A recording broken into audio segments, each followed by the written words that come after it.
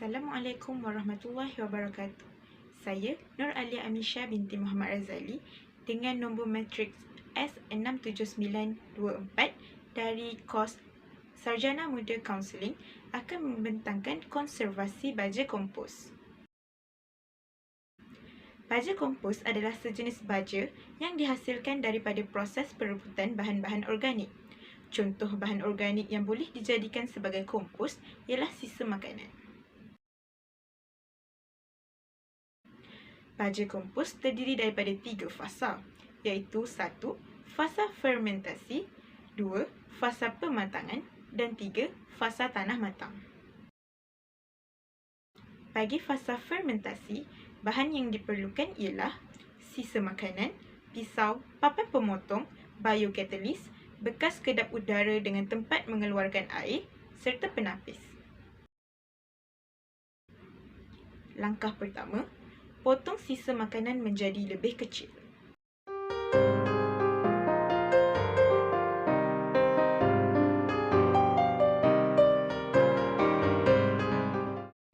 Langkah kedua, letakkan sisa makanan dan biokatalis ke dalam bekas kedap udara yang sudah diletakkan penapis secara bergila-gila.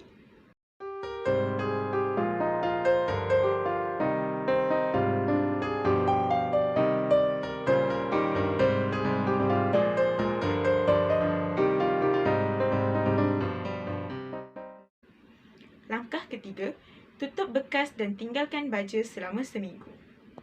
Pastikan air yang terhasil dikeluarkan melalui paip yang terdapat di bekas supaya air tidak mengenai penapis.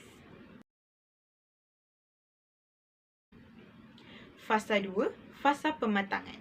Bahan yang diperlukan dalam fasa kedua ialah tong besar, tanah, sisa makanan yang sudah diperam serta sudip tangan.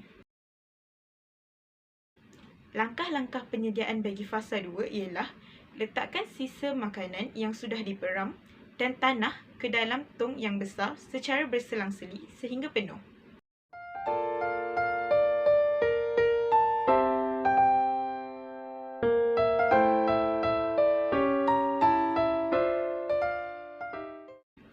Mampatkan tong dan tutup. Peram selama 2 minggu. Fasa yang terakhir, fasa tanah matang. Bahan yang diperlukan ialah penggembur, abuk kayu, sekam bakar, tanah, kompos matang, bekas seperti baldi kecil, sudip tangan, pasu, cangkul dan kapur dolomite.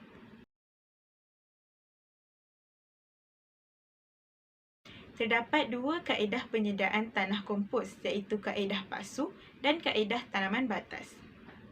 Langkah penyediaan tanah kompos melalui kaedah pasu ialah yang pertama, sediakan tanah, sekam bakar, abuk kayu dan kompos matang dengan nisbah 2:1:1 menggunakan baldi kecil.